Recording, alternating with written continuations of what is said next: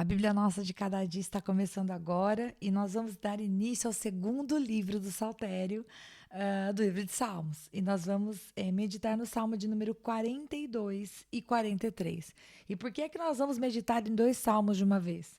Calma, é que esses dois salmos, eles são partes de um único poema. E quando nós começarmos a olhar para os dois, você vai entender o que eu estou falando, né?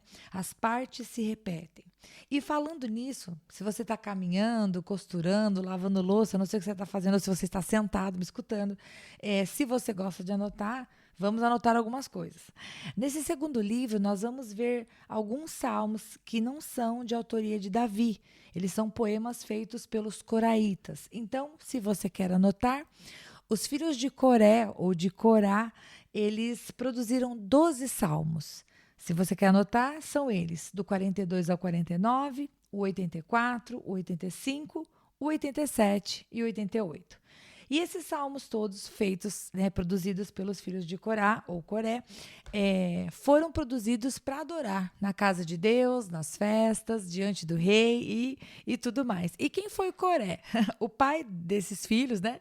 Coré foi morto numa rebeldia, né? Num ato de rebeldia. Se você quer acompanhar a história, vá lá em Números 26:10. A terra abriu e engoliu o pai desses jovens aí. E eles foram postos, a princípio, né, como guardas das portas do templo. Você pode ver isso lá em 1 Crônicas 9:17. E a outra parte dos filhos de Coré se tornaram cantores e músicos dentro do coro do templo, né? Se você quiser acompanhar essa história também, vai em 2 Crônicas 20:19. Então, esses salmos que nós vamos ver, 42 e o 43, foram feitos por estes homens, como eu disse para você. E eles expressam uma tristeza, eles expressam um anseio por voltar à casa de Deus. Por quê? Porque eles estavam exilados, né? O autor do salmo estava exilado no norte da Palestina. E qual era o desejo deles? Voltar a adorar no templo. Então agora vamos começar e eu vou fazendo algumas pausas. Na minha Bíblia, conforme eu fui estudando, eu fui pintando os versículos iguais, porque a gente vai ver que eles são mencionados em dois lugares bem igualzinho mesmo. E se você quiser, você pode fazer igual ou então apenas escute. Então vamos lá. Salmo de número 42, verso 1. Como a corça anseia por águas correntes, a minha alma anseia por ti, ó Deus. A minha alma tem sede de Deus, do Deus vivo. Quando poderei entrar para apresentar-me a Deus? Bom, uma pausa aqui. Ele compara a vontade dele estar na presença de Deus com a sede que a corça sente quando está sedenta. É um verdadeiro desespero. E se você já sentiu sede, claro, a gente não tem como comparar a nossa sede com aquelas pessoas que passam situações limite, né, no sertão, em outras circunstâncias. Mas aqui o salmista ele está dizendo que ele anseia tanto pela presença de Deus, que é como se faltasse o básico, né? A água. Como a corça sente sede pelas águas, ela corre, ela busca as águas. Da mesma maneira, a alma dele, a alma dos filhos de Coré, né? A alma do autor do poema, sente saudade da presença do Deus vivo. E ele fala, quando que eu vou entrar na tua presença? Quando que eu vou me apresentar na tua presença, Senhor? E a gente já começa a ver o desejo dele de estar na casa de Deus, de estar adorando o Senhor e fazendo aquilo que o Senhor o chamou para fazer. E o que ocupa o coração dele? O que ocupa o coração dele é a tristeza. Verso 3. Minhas lágrimas têm sido meu alimento de dia e de noite, pois me perguntam o tempo todo, onde está o seu Deus? Então aqui nós não sabemos exatamente qual era a circunstância a qual ele estava passando, mas sabemos que o salmista tem ouvido por parte das pessoas uma pergunta que soa como uma afronta. Olha, você está aqui, né? Longe do lugar onde você gostaria de estar. Ué, você não serve a Deus? Você não adora a Deus? Onde está o seu Deus? E se você quer pintar, essa mesma frase, onde está o seu Deus, aparece no final do verso 10 do mesmo Salmo 42. Lá também tem uma pergunta, onde está o seu Deus? Bom, quero fazer um parênteses aqui. Na semana passada, quando eu estava tendo um dos meus momentos de oração com o Senhor, e eu estava adorando o Senhor através de uma canção, veio muito forte ao meu coração coração exatamente essa pergunta, né? Onde está o seu Deus? E a resposta que veio no meu coração foi: Ele está no lugar que Ele sempre esteve, que é no controle.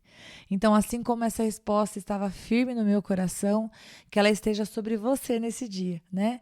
Muitas vezes, diante de situações difíceis que se abatem sobre nós, né, que circundam as nossas vidas, nós mesmos questionamos: puxa, onde está Deus diante dessa situação? Ou a gente escuta essa afronta, né? Ué, onde está seu Deus? Você não é servo? Afinal de contas, quem está cantando aqui era um músico da casa do Senhor, né? E ele escutou: e aí, onde está o seu Deus? A resposta para essa pergunta, tanto para nossa alma, caso você esteja abatido, como para a afronta de uma pessoa que esteja próximo de você, a resposta é: Ele está no mesmo lugar de sempre. Que é onde? No controle de todas as coisas. Então, nós continuamos servindo a Ele e seguindo em frente. Verso de número 4. Quando me lembro das coisas, choro angustiado, pois eu costumava ir com a multidão, conduzindo a procissão à casa de Deus, com cantos de alegria e de ação de graças, em meio à multidão que festejava. Então aqui ele se mostra, né, meus queridos, olhando para trás e relatando para nós que qual é o anseio dele, o que está fazendo falta? Estar na casa de Deus, estar no meio do povo de Deus, estar no meio da adoração, do louvor, prestando culto ao Deus vivo. Isso é o que tem trazido tristeza para ele. E aí ele pergunta no verso 5: por que você está tão triste, ó minha alma? Por que está assim tão perturbada dentro de mim? Ponha a sua esperança em Deus, pois ainda o louvarei. Ele é meu Salvador e o meu Deus. E esse mesmo verso 5 do Salmo 42, ele se repete no verso 11 do mesmo Salmo e no verso 5 do Salmo 43, porque hoje nós vamos meditar no Salmo 43 e no 42. Então, acabamos de ver o último verso do versículo 43. E aqui nós temos que ele, ao mesmo tempo que ele está triste, está abatido, ele fala para si mesmo, né? Põe a sua esperança em Deus, pois ainda o louvarei. E eis aqui uma lição para nós que os filhos de Coré nos deixam, né? Quando nós estamos abatidos, ao invés de a gente dar razão para a nossa alma, olharmos para o passado e vermos que nós não temos no momento coisas que nós já tivemos um dia, nós devemos falar para a nossa alma: se levante, né? Por que você está abatida, minha alma? Põe a sua esperança em Deus, pois ainda o louvarei. Ou seja, coloca a sua esperança em Deus, porque a sua situação ainda vai ser restaurada. Ok? As coisas que eram, de uma certa maneira, boas, ainda voltarão a ser. E a gente ainda acrescenta um em nome de Jesus, né? A alma tem que se levantar para trabalhar, para que haja mudanças, né? Nós não podemos nos conformar somente ficando olhando para trás, né? Olhando para trás não resolvem os problemas atuais. E ele continua: a minha alma está profundamente triste. Por isso, de ti me lembro, desde a terra do Jordão, das alturas do Hermon, desde o monte Missar. E é aqui, por causa dessa referência do verso 6, que nós sabemos que ele estava exilado no norte da Palestina, né? E ele queria o quê? Gente, ele ansiava voltar para o templo que ficava em Jerusalém. Verso 7. Abismo chama abismo, ao rugir das tuas cachoeiras. Todas as tuas ondas e vagalhões se abateram contra mim. Concede-me, Senhor, o seu fiel amor de noite esteja comigo a sua canção. É a minha oração ao Deus que me dá vida. Para aqui só um pouquinho. Gente, mais uma vez, ele nos mostra que apesar de toda a aflição e saudade, e sentimento de perda e de angústia que estava sobre ele, ele coloca a sua oração diante do Senhor e ele pede: Deus, seja o seu amor, né? Durante o dia, fiel, né? Me concede, Senhor, o seu fiel amor de dia, né? Esteja comigo. Esteja com o Senhor à noite comigo a sua canção. Ou seja, o salmista, ele não se conforma com a tristeza. E isso é muito legal. Nós não podemos nos permitir ficarmos apenas na tristeza. Temos que viver os processos, temos que chorar o luto, temos que parar para pensar nos erros, temos que avaliar as decisões. É verdade, temos que fazer tudo isso, né? Não devemos esconder os nossos sentimentos. Mas o lugar da tristeza não é o lugar para a gente morar. Vamos construir uma casa aqui nesse Vale da Tristeza? Vamos aqui fazer uma casa com jardim, vamos morar aqui para sempre? Jamais, né? A tristeza pode ser um lugar em que você pare para fazer uma avaliação, para falar com o Senhor, né? A respeito das decisões que você tomou, que te levaram até esse vale. Mas definitivamente o Senhor não te chama para morar no deserto, para te morar na tristeza. Ao contrário, né? Ele fala aqui, Senhor, que de dia eu esteja com o seu amor e que à noite esteja comigo a sua canção. Ou seja, até mesmo no vale, no momento de tristeza, o salmista quer adorar e sentir o Senhor, né? E aí, verso 9: direi a Deus, minha rocha, por que te esqueceste de mim? Por que devo sair vagueando e pranteando, oprimido pelo inimigo? Pausa aqui. Essa mesma parte B do versículo 9, você encontra lá no Salmo 43, versículo 2, na parte B. Você vai encontrar igualzinho. Por que devo sair vagueando e pranteando, oprimido pelo inimigo? Ou seja, essa distância de Jerusalém, ele considera que era motivo para ele sair oprimido diante do inimigo. Mas é claro que ele não queria fazer isso. Então ele fala, eu vou falar com a minha rocha. Minha rocha, por que o Senhor esqueceu de mim? E claro, nós sabemos que o Senhor não se esquece dos seus filhos. E é por isso que, sem demora, Ele traz as respostas. Verso 10 fala assim, até os meus ossos sofrem agonia mortal, quando os meus adversários zombam de mim, perguntando-me o tempo todo, onde está o seu Deus? Verso 11. Por que você está assim tão triste, ó minha alma? Por que está assim tão perturbada dentro de mim? Ponha a sua esperança em Deus, pois ainda o louvarei. Ele é o meu Salvador e o meu Deus. E esse versículo 11, que eu disse que repete, é como se fosse um refrão, né? Vamos começar o Salmo 43? Faze-me justiça, ó Deus, e defende a minha causa contra um povo infiel.